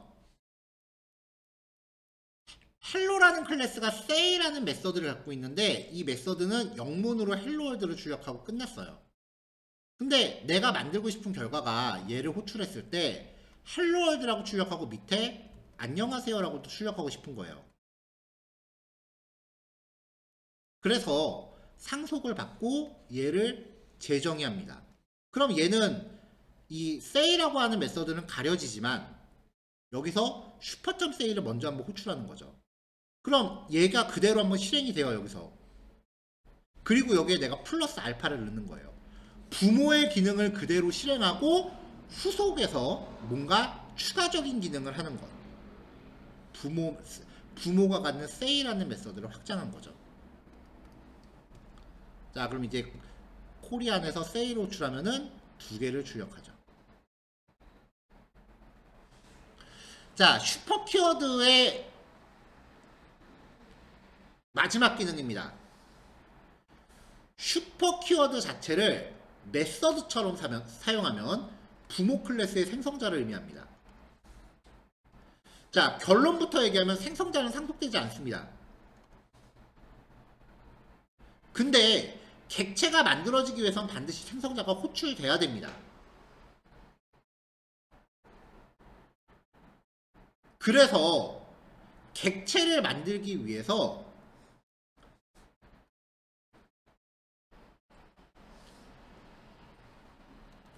헬로라는 클래스가 있어요. 이거를 상속받는 코리안이 있어요. 근데 부모가 생성자를 갖고 있죠. 얘가 실행이 안 되면 이 멤버먼스의 값은 할당이 안 됩니다. 얘를 통해서 값을 받아야지만 이렇게 해서 변수가 세팅이 되니까 얘가 정상적으로 동작을 하겠죠. MSG 출력하는 거. 근데 생성자가 상속이 안 된다라고 하면 자식 클래스의 객체를 만들었을 때 얘가 실행이 안 될 거 아니에요. 상속이 안 되니까. 그러면 부모가 갖고 있는 이 멤버 변수는 값이 없어요. 그래서 코리안 입장에서는 부모 클래스인 헬로의 생성자가 호출되지 않으면 자기가 그 기능을 상속받지 못해요. 즉 이 MSG와 세이라는 기능을 상속받지 못해요. 그래서 자신의 생성자를 통해서 부모 생성자를 간접적으로 호출합니다. 자기가 코리안이 자기 생성자로 파라미터를 받아서 슈퍼한테 걔를 넘겨요. 이게 부모의 생성자죠. 그럼 이게 일로 가는 거예요. 그럼 그거는 여기에 세팅이 되죠. 자, 이거는 하나의 규칙이에요. 생성자를 갖고 있는 클래스를 상속받았을 때 이렇게 간접적으로 부모의 생성자를 호출하지 않으면 무조건 에러나요. 이거는 자바의 규칙이에요. 부모가 생성자를 갖고 있으면 부모 생성자는 무조건 호출해줘야 돼요. 자기 생성자를 통해서. 이거 중요한 겁니다. 이거 안 하면 무조건 컴파일 에러나요.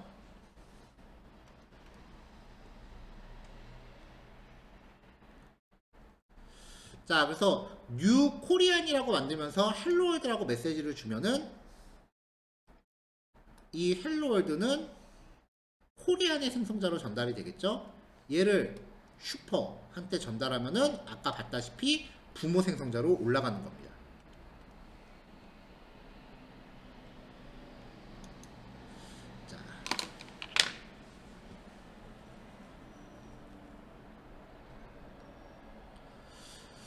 자, 그 다음에 이제 요 케이스를 봅시다.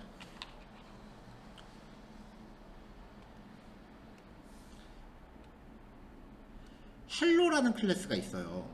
그래서 우리가 지금까지 얘기했던 대로 부모가 갖고 있는 기능을 자식이 상속받아서 수정을 하고 싶어요.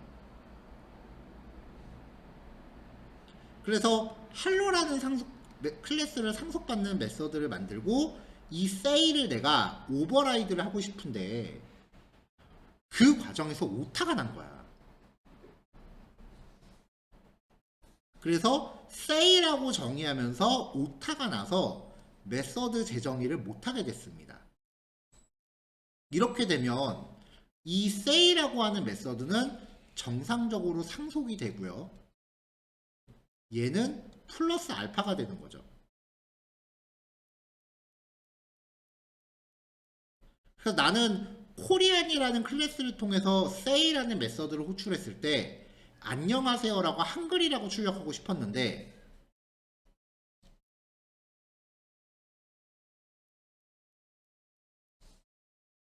당연히 오타가 없을 줄 알고 여기에 당연히 오타가 없을 줄 알고 코리안의 객체를 만들어서 say를 호출했어요. 그럼 실행되는 건 얘가 실행되겠죠. 상속받은 기능. 왜냐면 오버라이드를 하고 싶었는데 오타가 났으니까. 이거 오케이?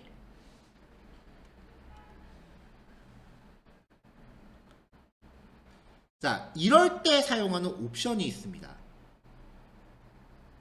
자, 어노테이션이라는 기능이에요. 자바 버전 5부터 새롭게 추가된 기능이고요. 그 자주 사용되는 처리를 골뱅이로 시작하는 특정 단어에 부여한 거예요. 그래서 전체 소스 코드 길이를 추격하는 기능인데 쉽게 말하면 일종의 옵션이에요. 스프링 가면 어노테이션이라는 거 엄청 많이 나옵니다. 자, 골뱅이 오버라이드라고 하는 어노테이션은요, 선언한 메서드가 부모의 메서드 중 하나를 재정의하고 있다는 걸 나타내요. 그래서 만약에 부모한테 그걸 못 찾으면 에러가 나요. 자, say라고 하는 거를 내가 메서드를 재정의하고 싶었는데 오타가 나서 아까 오작동을 한 거죠. 이때 여기다가 이 메서드 위에다가 골뱅이 오버라이드라고 덧붙이면 얘는 무조건 부모 거를 재정의해야 돼요. 근데 오타가 났죠. 그러니 부모한테는 say라고 하는 메서드는 없잖아요, 지금. 그러면 여기서 에러가 나요. 무슨 내용의 에러냐? 이거 골뱅이 오버라이드 사용해갖고 얘는 분명히 부모한테 있는 거를 오버라이드 했다라고 명시를 했는데 자바 컴파일러가 찾아보니까 부모한테 이런 기능이 없어요. 이거 뭐예요? 라고 하면서 여기서 컴파일 에러가 나요. 그러니까 골뱅이 오버라이드는 메서드 오버라이드 과정에서 발생하는 일종의 오타 방지 옵션이에요.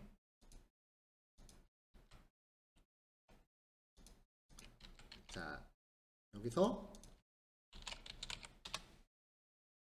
이 클래스 이름만 앱으로 바꿀게요. 자, 저장하면 골뱅이 오버라이드 키워드를 빼봅시다. 에러가 안 나요. 왜냐면 이건 그냥 새로 만든 메서드니까. 근데 골뱅이 오버라이드를 붙이면 에러가 나요. 왜 에러가 나느냐? 얘는 반드시 부모 거를 재정의 했어야 되는데 부모한테 메서드가 뭐가 있건 간에 부모 것 중에 하나가 돼야 되는데 부모가 이런 걸 안 갖고 있거든요. 그래서 마우스 슬쩍 올려보면 자, the method say of type Korean must override. 자, 코리안이라는 타입의 say라는 메서드는 반드시 override 혹은 implement 둘 다 메서드 재정이에요. 해야 된다. 슈퍼 타입 메서드. 부모 타입의 메서드를 반드시 재정의 해야 된다. 라고 에러가 나는 거죠. 그러니까 이 키워드를 사용하면 부모 메서드 재정의 하는 걸 재정의 하는 과정에서 오타를 방지할 수 있어요.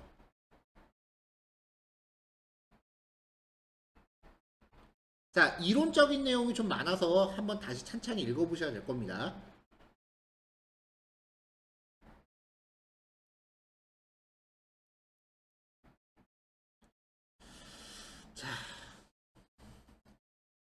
자, 상속의 마지막 내용, 오브젝트 클래스입니다. 자바의 클래스들 중에 최상위 클래스예요. 기본적으로 자바 언어 안에 내장되어 있는 클래스입니다. 얘가 가장 대표적인 자바.랭이라고 하는 그 패키지에 들어있는 건데 아직 패키지는 우리가 안 배웠으니까요. 그래서 이 오브젝트 클래스는요, 별도의 상속을 받지 않는 클래스도 암묵적으로 얘를 무조건 상속받아요. 오브젝트 클래스는 기본 생성자를 갖고 있어요. 기본 생성자가 뭐라고? 소스 코드 상에 생성자가 없으면 자바 컴파일러가 빈 생성자가 있다고 전제한다 그랬죠? 자, 그래서 부모 클래스가 생성자를 갖고 있을 경우 기본 생성자 갖고 있으니까 자식 클래스는 자신의 생성자를 통해서 부모의 생성자를 호출해야 되기 때문에 자, 여기에 굳이 상속을 안 받아도 익스텐즈 오브젝트라고 하는 요거는 요 옵션은 무조건 자동으로 된다. 그리고 이 오브젝트 클래스는 기본 생성자를 갖고 있다. 근데 아까 우리가 얘기하기로 상속이 이루어지면 부모의 생성자를 무조건 호출해야 되는 게 맞다 그랬죠. 그래서 원칙적으로는 모든 클래스가 자신의 생성자에서 슈퍼를 호출하는 게 맞아요. 근데 오브젝트가 갖고 있는 생성자가 기본 생성자라는 거예요. 내용이 없는 생성자. 그러니까 자바 컴파일러가 얘는 생략해도 되게끔 봐줍니다. 원칙적으로는 들어가는 게 맞아요. 슈퍼가 모든 생성자 척출에.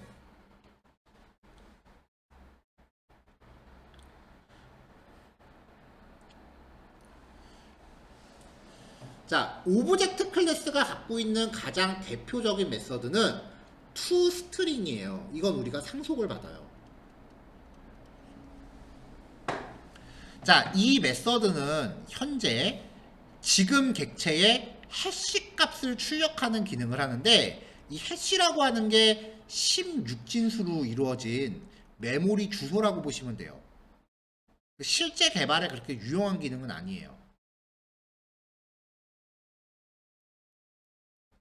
자, 여기서 마이클래스2는요. 자, 얘로 지금 객체를 만들었죠? 마이클래스2로 my2.toString으로 호출했어요. 여기에 toString 메서드 없죠. 근데 이걸 어떻게 호출할 수 있느냐? 아까 말했잖아요. extends object. 이게 자동으로 된다고. 근데 object라고 하는 클래스가 toString이라는 메서드를 갖고 있기 때문에 이미 상속을 받은 기능이에요. 이거는 내가 굳이 코딩 안 해도 무조건 상속이 돼요.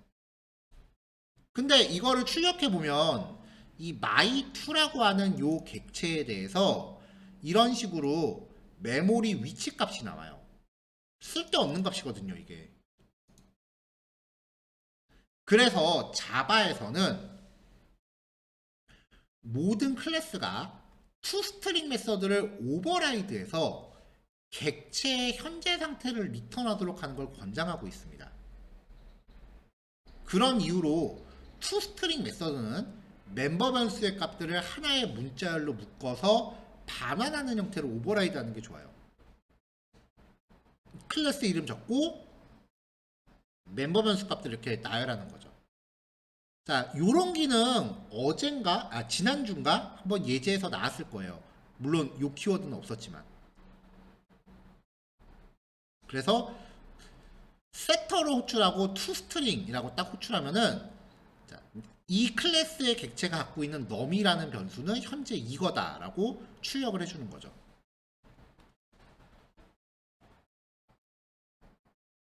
자, 그러니까 여기까지 이제 정리를 하면 우리가 지난 시간에 봤었던 거 멤버 변수, 이거는 은닉을 해요. 이 은닉에서 파생되는 getter, setter를 만들어요. 이걸 캡슐러라고 해요.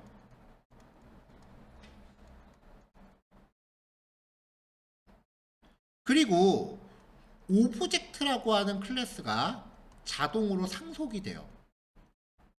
근데 이 클래스가 갖고 있는 메서드 중에 toString 이라고 하는 메서드가 있는데 얘를 오버라이드 해야 돼요. 그래서 멤버 변수 값들을 한 번에 일시로 문자열로 결합해서 리턴해줘요. 마지막으로 생성자까지 들어가면 이게 자바 빈즈의 완전체입니다.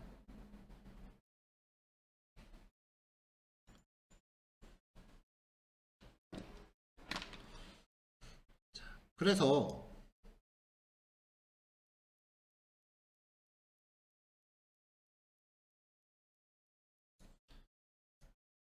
보드라는 클래스에 대한